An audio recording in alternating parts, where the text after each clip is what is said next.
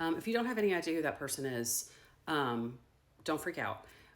This is not directly about Lively and Baldoni, although I did find a couple of connections between this situation and those cases.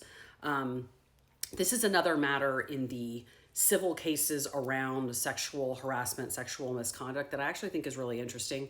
My son is the one who asked me to look into it.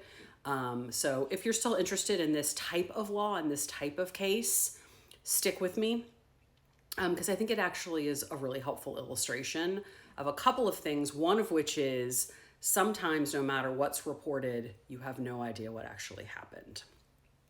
And if you don't like it, that's okay. It wasn't for you. It was for my darling son. So Trevor Bauer is a baseball player. He was an MLB player, a really good one, a pitcher, a really good one.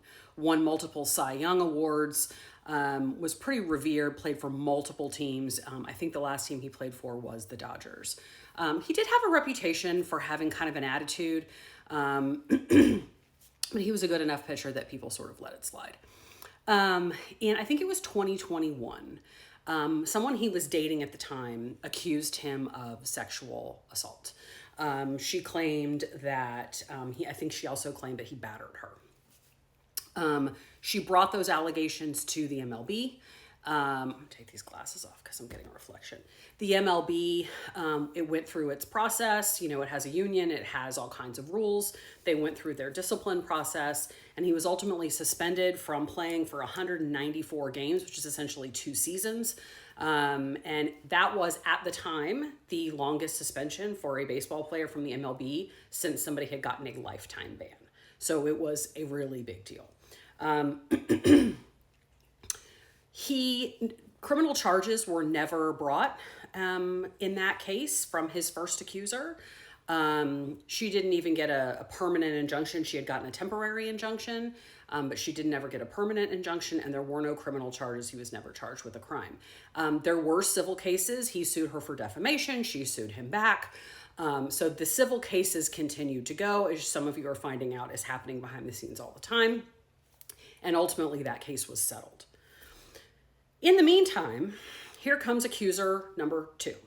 Accuser number 2 accuses Trevor Bauer of sort of similar sexual assault during a partially consensual sexual interaction. She says, this guy sexually assaulted me, and oh, by the way, he also got me pregnant, and I need him to pay me X amount of dollars because I need to be able to have an abortion. He says that it was consensual, this is bullshit, and I'm not sure she's even pregnant. She goes in to talk to the police. This was in Maricopa County, Arizona, which is Phoenix. She goes in and talks to the police. Again, no criminal charges are ever filed.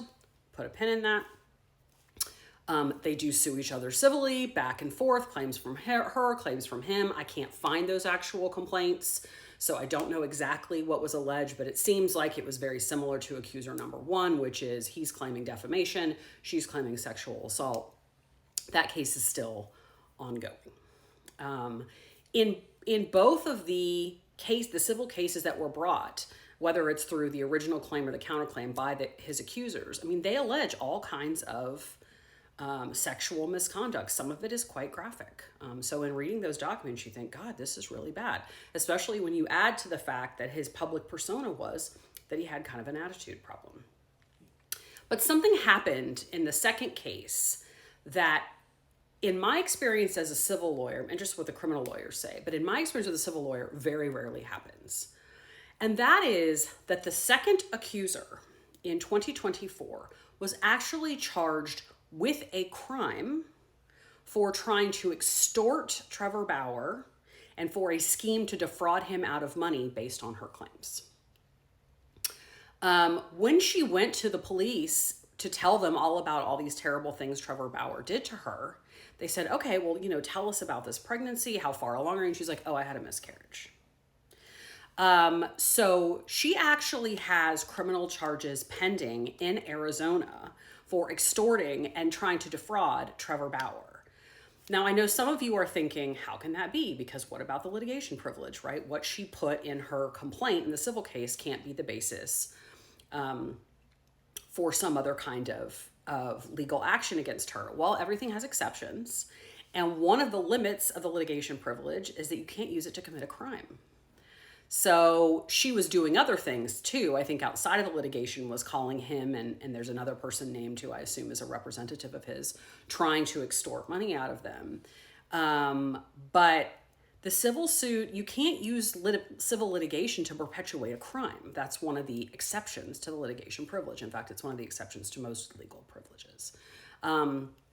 So that's one of the ways that you can get around that. Like I said, I have barely ever seen that before. I don't think that's probably likely in either one of these cases. But if the police get enough evidence, it is possible.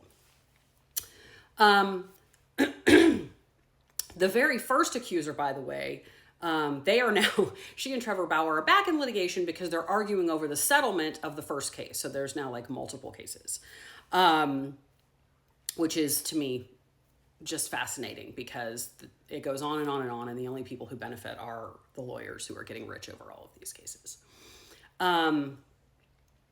He was reinstated into the MLB in 2022. The MLB says he says nobody will hire him. It is difficult to tell if he's just radioactive because of these complaints, one of which turned out to be fraud, or if it's because he had an attitude problem and nobody wants to deal with him with an attitude problem, or a combination of the two. It's really hard to tell. He's been playing in the Japanese and Mexican leagues where he's been an all-star. He's still, by all accounts, a really good pitcher. But, you know, again, this bringing of criminal charges because somebody was lying when they brought sexual misconduct charges is pretty rare. And the last thing is, this is the biggest tie-in to the Lively Baldoni cases. In the first case, the first accuser, the one who sort of, who got to the MLB and the result of that was, him getting suspended from the MLB for 194 games, which was just huge, huge, huge, obviously for him, but even for the league and the game at the time. That woman had an attorney. And the attorney that woman had, who helped her get the injunction and shepherd all of this through the MLB process to result in that suspension, was Brian Friedman, who now represents Justin Baldoni in his cases against Lively and the New York Times and all these other people. So I think it's an interesting data point that this attorney has represented both accusers and people being accused of sexual misconduct. I don't know if it matters to the public, but legally speaking, to me, that means that this guy probably selects his clients based on who he actually believes is in the right, or at the very least, he can see both sides of the issue. So just an interesting thing to put into the mix. If you have any questions about this, let me know. I hope this is what my darling son wanted. I love you. And I'm keeping my fingers crossed. I did a post that I started a YouTube. I hope I won't need it. But just in case I do, it's there. And I hope everybody has a great weekend.